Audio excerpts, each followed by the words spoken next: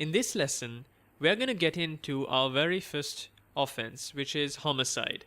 Now, homicide itself can be both lawful and unlawful, and our primary focus in this regard would be in relation to unlawful homicide. If I am to give you a few examples on what lawful homicide might be, for instance, where there are executioners in place for certain punishments to be dealt with, that is lawful homicide. Where in the case of self-defense, which in itself is a defense itself, where all elements of murder or, for example, homicide might have been accomplished, still the defense is applicable, the person will be acquitted, and therefore it's not considered as unlawful killing of a human being. The defense of self-defense also extends to, for instance, where someone is trying to kill another and you intervene in order to protect that other person. Now, having considered this initial notion, our primary focus rests in relation to unlawful homicide.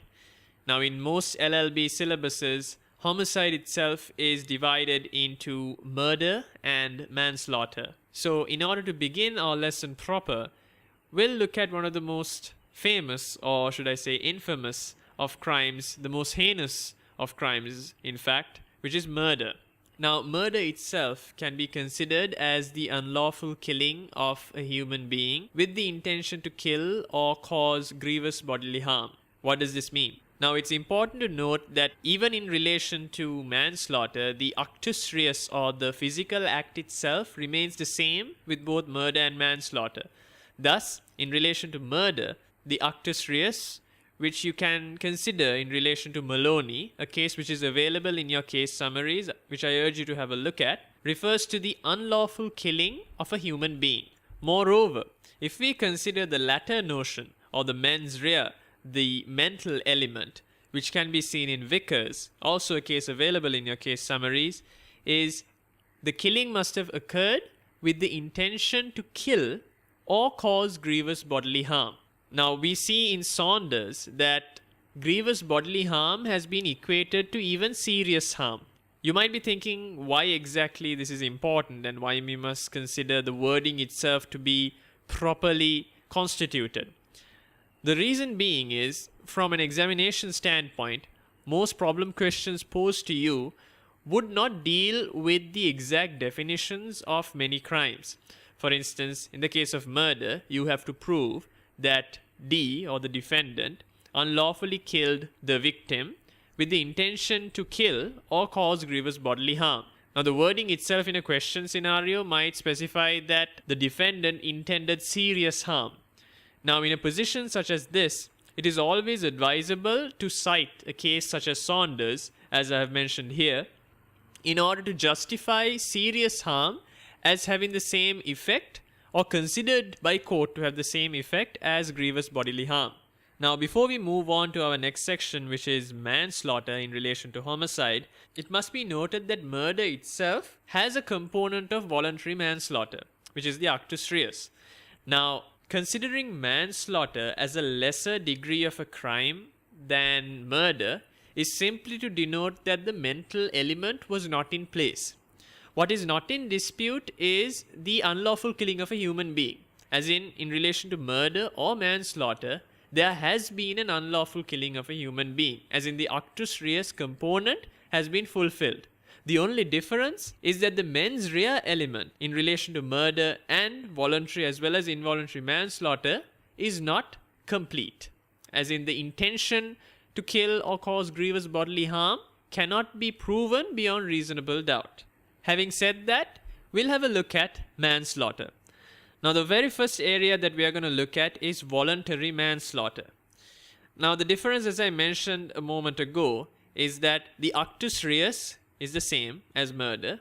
However, the mens rea, or the mental element of the crime, has not been fulfilled. If you recall in our introduction, I mentioned that two particular defenses apply in relation to murder, which is loss of self-control and diminished responsibility. If a person pleads either loss of control or diminished responsibility, for a charge of murder, and if he is successful in this defense, his charge will be mitigated to voluntary manslaughter by way of either loss of control or diminished responsibility. Now, it is worthwhile noting that murder, as in homicide itself, is primarily a common law offense, as in there being no definition in statute. Both loss of control and diminished responsibility in relation to voluntary manslaughter can actually be found under the Coroners and Justice Act of 2009 as well as the Homicide Act of 1957.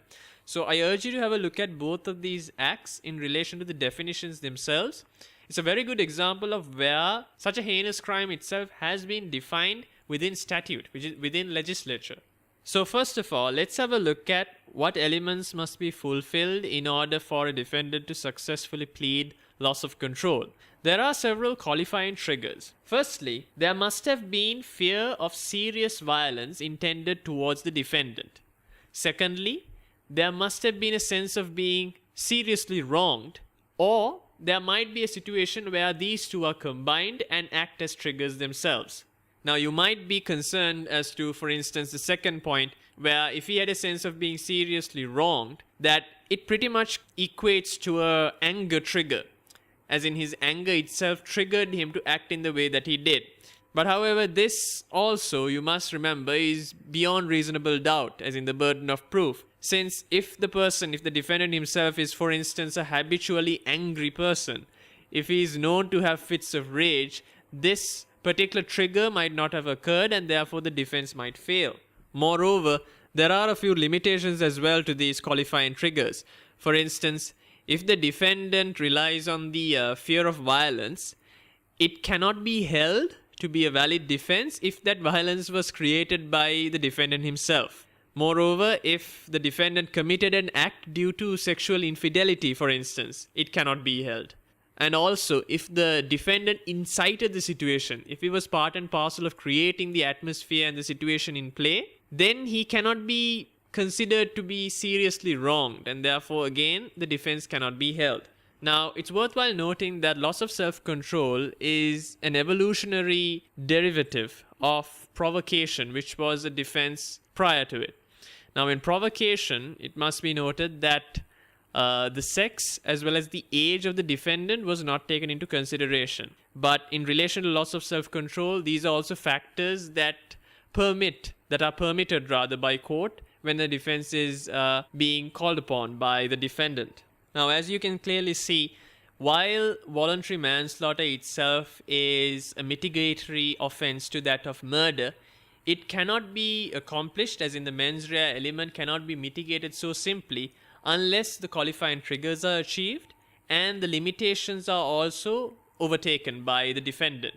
The limitations themselves suggest that it's quite subjective in nature at times, since, for instance, as I mentioned earlier, if the defendant himself portrays certain habitual characteristics, he might not be able to rely on the defense itself. Now, conversely, if a defendant were to plead diminished responsibility, there would be no need for qualifying triggers as that which is needed in the case of loss of self-control. Now, it's interesting to note that in relation to diminished responsibility, it's a defense that can be raised by the defendant as well as one that can be raised conversely by the prosecution as well. What do I mean by this? Now, on the one hand, when the defendant raises the defense of diminished responsibility when he has been charged with murder, the burden of proof itself is on a balance of probability. Now, this is quite a contrast to that of beyond reasonable doubt being the burden of proof generally in relation to criminal matters. On the other hand, if the defendant has raised an insanity defense, which, if you recall the introduction, would mean that an acquittal, a qualified acquittal, which would reprimand the defendant into psychiatric care, the prosecution can bring up diminished responsibility. In essence, what the prosecution will try to or attempt to do is to commit the defendant to a charge of manslaughter or voluntary manslaughter rather than seeing him acquitted with a mandatory psychiatric evaluation. Now, in this latter case, the burden of proof is beyond reasonable doubt and it falls squarely on the prosecution. Now, the point to note here is where a defense is being raised by the defendant, he has to prove on a balance of probabilities, whereas a prosecution invariably abide by the burden of proof being beyond reasonable doubt. Now, if we consider diminished responsibility in context with insanity, as I mentioned earlier, there is somewhat of a difference. For instance, insanity, the defendant did not know what he was doing. He was not in control whatsoever. But in relation to diminished responsibility, the defendant knew what he was doing, but couldn't restrain himself. So he couldn't control himself, although he was aware of his actions and perhaps even the consequences as well. Whereas insanity, it was completely out of his control and he was unaware that he was doing such an act in the first place. Now, unlike voluntary manslaughter, involuntary manslaughter does not have any component of the mens rea, as seen in murder, for instance, as the intention to kill or cause grievous bodily harm. There are three main aspects that we must consider in relation to involuntary manslaughter. It can be committed by way of gross negligence. Now, this is in relation to mostly medical negligence cases, ones which you will come across when you go into the second or third years in relation to the law of tort. Now, once you have a look at Adumarco and Levin, you'll get a better understanding of how exactly this crime can be committed. Gross negligence usually occurs when there is a duty of care by one party, presumably the defendant, in relation to the victim. There was a breach and it caused the death of the victim.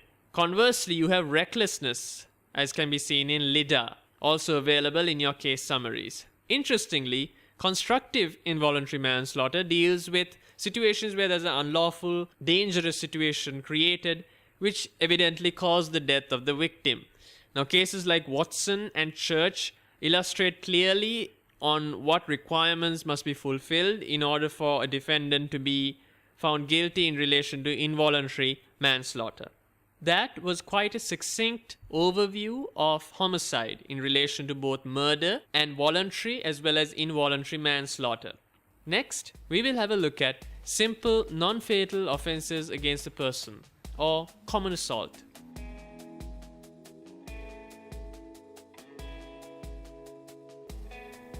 Hi, my name is Shavin Bandarnayaka.